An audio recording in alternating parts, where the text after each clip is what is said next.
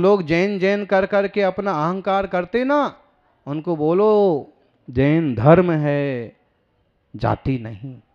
जाति में तो यदुवंशी नेमिनाथ भी मोक्ष पधारे हैं, इक्ष्वाकुवंशी आदिनाथ भी मोक्ष पधारे हैं, रघुवंशी राम भी मोक्ष पधारे हैं, और सोम भी मोक्ष पधारे हैं, श्रेयांश भी मोक्ष पधारे हैं। ये तो धर्म है, कोई भी इस गंगा में गोता लगाए।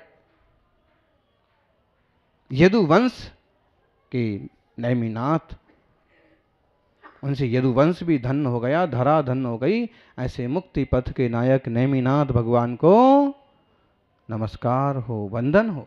वंदामी, वंदामी मतलब, वंदामी म्हणजे काय? वंदामी म्हणजे એટલે શું? वंदामी मतलब बोले माताजी वंदामी, और माताजी वंदामी तो तुम बोलते हो, बुंदेलखंडी कोई बोले ना तो हे माताजी वंदनामी, अच्छा है कि वंदनामी ही बोला, बदनामी तो नहीं बोला। शब्दों के उच्चारण में भी बड़ा बड़ा विकल्प होता है, और देश देश की शैलियां। वंदामी मतलब, वंदामी का सीधा साधा अर्थ है वंदन करता हूं, नमस्कार करता हूं। तो नेमिनाथ भगवान को नमस्कार करता हूं। और देखिए, राजी मदी सयल बंधौ संपदम च, चतागदो बिरदि भूषिद उज्जयन्ते, कंदप भूमिरुह भंजनमत्तडागम, वंदामि मुक्तिपहणाय नेमिनाहम्। और कैसे? राजी मती सयल बंधो संपदम च, केवल राजी मती को नहीं छोड़ा, सकल बंधु कम भाई नहीं थे। बारात में कितने बाराती आए थे जी? 56 कोटि बाराती। क्या माहौल रहा होगा, कहाँ ठहरे होंगे, लोगों को बड़ा टेंशन आता है। और फिर इतना चाय नाश्ता, जो कि तब चाय तो चलती नहीं थी, फिर भी हैं, बारात उनकी चढ़ी और टेंशन हो रहा है आजकल के लोगों को।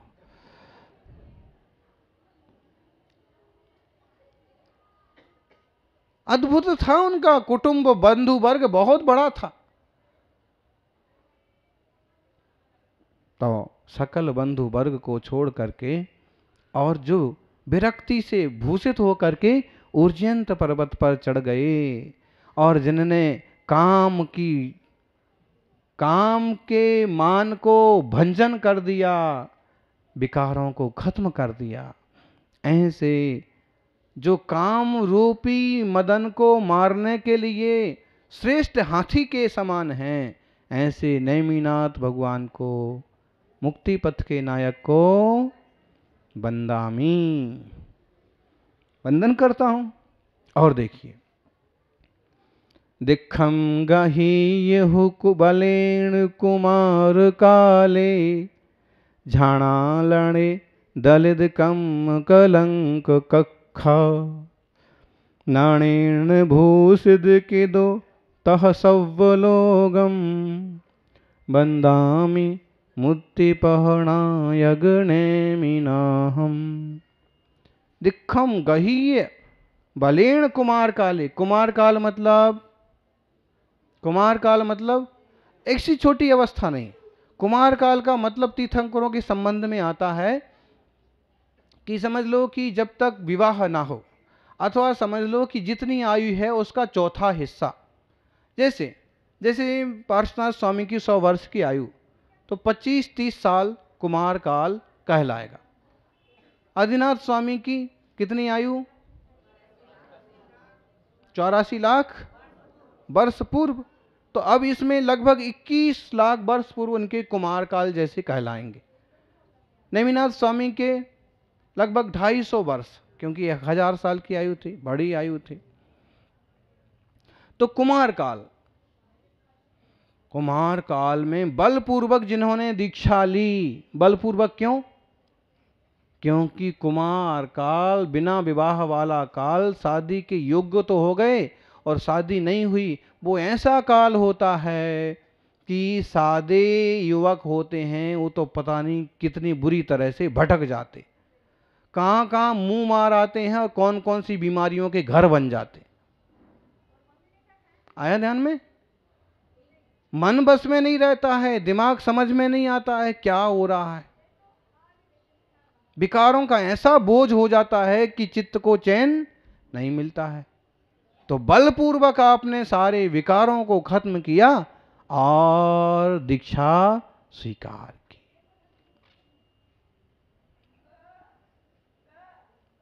ध्यान रूपी अग्नि में जिन्होंने कर्म रूपी समूह को खत्म किया, ध्यान से कर्म खत्म होते हैं, विकार खत्म होते हैं, आश्रव बंध रुक जाते हैं, संबर निजरा हो जाती है, जीव को मोक्ष होता है। बोलो, तालाब में पानी ना आए और केवल पानी सूखता जाए, जानवर पीते जाएं, लोग भरते जाएं, तालाब में पानी बचेगा? नहीं बचेगा। वैसे ही आत्मा में कर्मों का आश्रव ना हो, बंध ना हो, केवल तपस्या से सूखते जाएं, निकलते जाएं, तो क्या होगा? आत्मा शुद्ध हो जाएगा, कर्मों से रहित हो जाएगा, सूख जाएगा। तो जिन्होंने अपने कर्मों को नष्ट किया, घाती कर्म को नष्ट किया और ज्ञान से सकल लोक को भूषित किया, प्रभावित किया, प्रकाशित किया, ऐसे मुक्ति पथ के नायक नेमिनाथ भगवान को वंदन हो। वंदन करता हूँ। और संसार नीरणि जा तारण जान पत्तम नानादिने गुण पत्तमण गत्तम चक्के से पूजित बलि बलभद्र पूज्यो बंदामि मुक्ति पहणाय गणेमिनाहम। संसार नीर निधि तारण जान पत्तम, संसार समुद्र,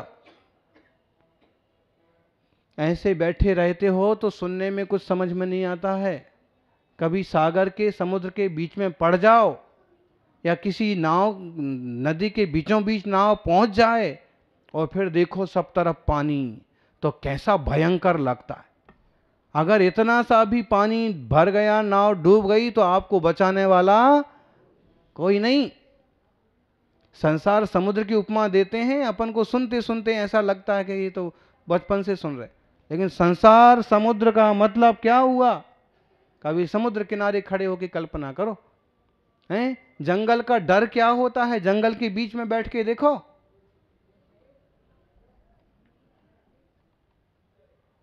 आंखें बंद भी नहीं होगी ध्यान में कि आंखें बंद करो, लेकिन आंखें बंद इधर की और उधर से कोई सांप आ गया, शेर आ गया, जानवर आ गया, वो तो जितनी विरक्ति बढ़े उतना ध्यान लगे। हम तो कहते हैं हमारे साथ जो मुनिराज जाते हैं धन्य हैं, वो तो वहां भी बैठ करके 6वें 7वें गुणस्थान में थोड़ी देर तो झूल ही लेते।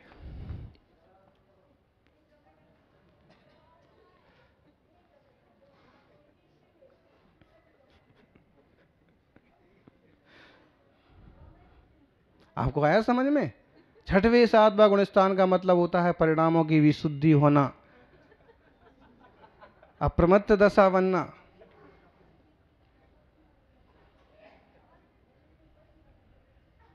ज्ञानियों, संसार सागर की कल्पना है। अभी पंचगुरु भक्ति भी कुंद कुंद स्वामी की सुंदर रचना है और उसमें एक कल्पना की है, नट्ठ जीवाण मग्गाण पहदेशिया, संसार की, संसार में सिंह की कल्पना की। बहुत ही जो कल्पनाएं हैं ना, ये बहुत महत्वपूर्ण है, इसको आप बहुत हल्के में मत लो। संसार बहुत विस्तृत है, बहुत गहरा है, अगर जीव इस भाव में न संभला तो पता नहीं डूबेगा और कौन सी पर्याय में जाएगा। जंगल में जैसे भय हैं वैसे ही संसार में भय हैं। आप अच्छा घर बना के, अच्छा धन कमा के पूरी तरह अभय नहीं हो गए हैं, ये सब भी एक दिन धरा रह जाता है। इसलिए ज्ञानियों की दृष्टि होती है आत्मदृष्टि। यह मैं शाश्वत ज्ञायक चैतन्य आत्मा। वो ज्ञानी आत्मदृष्टि करो। संसार रूपी सागर में जो जहाज के समान है, तीर्थंकर भगवान जहाज के समान होते हैं। अनेक अनेक पुरुष, अनेक अनेक जीव उनके सहारे से दीक्षा लेके, संयम लेके, व्रत लेके पार हो जाते हैं। इस काल में आचार्य परमेष्ठी श्रेष्ठ मुनिगण जहाज के समान होते हैं, जिन्हें तुमसे कुछ लेना नहीं है, देना नहीं है। केवल औरों के हित में ही कुछ बोलें तो बोलें, नहीं तो अपने शांत।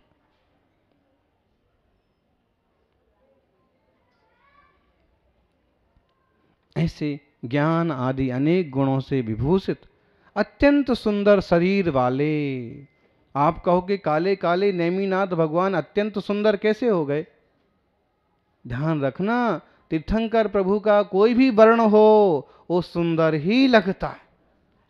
आप ऊपर जाके बड़ी मूर्ति को देख लो, हैं एकदम सांवले, लेकिन मुद्रा पर ध्यान लगाओ तो चित्त खिल जाता है। मंदिर जी में विराजित नेमिनाथ स्वामी की प्रतिमा को देख लो, हैं एकदम सांवली प्रतिमा, लेकिन चेहरे पर, मुद्रा पर ध्यान दो तो आनंद होता, आह्लाद होता है। क्यों? उसमें से वितरागता झलकती, प्रेम झलकता, शांत मुद्रा। और फिर जब बताइए केवल पत्थर में बनाई गई मूर्ति में इतना आकर्षण हो सकता है, तो साक्षात कैसा उनका प्रभाव होगा। तेरी प्रतिमा इतनी सुंदर,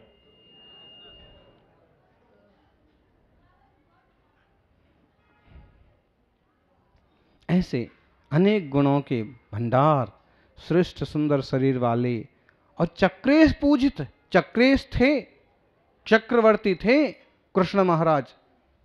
माना कि पूर्ण चक्रवर्ती नहीं थे, लेकिन अर्धचक्री तो थे, त्रिखंडाधिपति थे। जितनी सामर्थ्य लक्ष्मण की थी, उतनी सामर्थ्य कृष्ण महाराज की भी थी। और उनसे भी जो मान्य हुए, बलदाऊ बलभद्र भी दोनों भाई मिलकर के जिनकी आराधना को, अर्चना को जाते थे, अपने कुल का गौरव मानते थे, ऐसे मुक्ति पथ के नायक नेमिनाथ भगवान को वंदन करता। हलभ्रच्य ते स्वजन भक्ति मुदित हृदये जन सरौ। दोनों जनता के मालिक थे, अर्धचक्री थे, लेकिन वे अत्यंत प्रसन्न भाव से नेमिनाथ के समौषण में पधारते थे, धन्य धन्य होते थे। हरिवंश पुराण कभी पढ़ो तो मालूम पड़े कितने प्रश्न उत्तर हुए, और कैसे श्री कृष्ण जी ने पूरा भविष्य आगे तक का नेमिनाथ जी से पूछ लिया क्या होने वाला।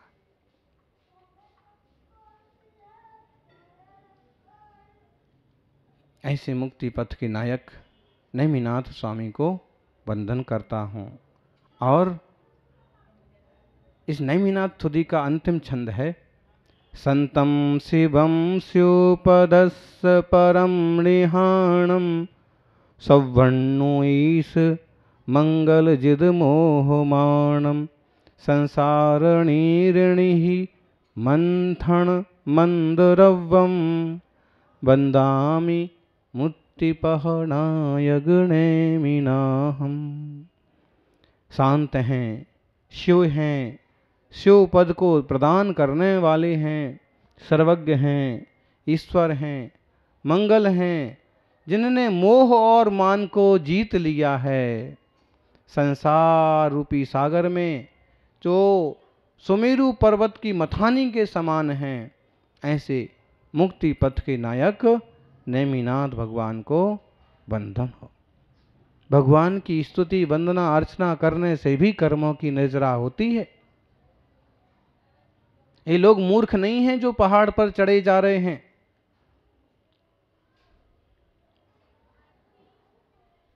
टोंक टोंक पर वंदना करते हैं, सांसें भर जाती हैं, फिर भी हिम्मत नहीं हारते हैं।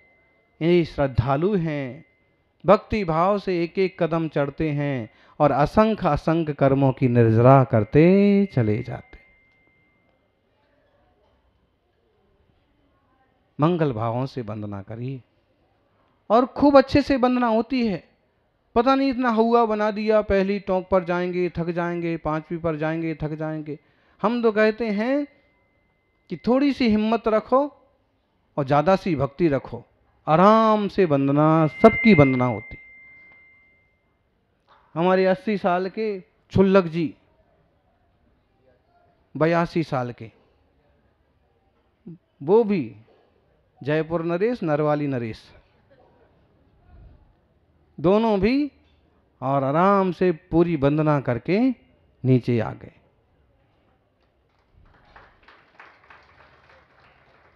ताली क्यों बजा रहे हैं? वहां से ऊपर जाना चाहिए था क्या? अब वैसे वहां से जाते थोड़ा पास में पड़ता, फिर भी आगे तो अच्छा ही हुआ ना, आप लोगों को आहार देने को मिल रहा।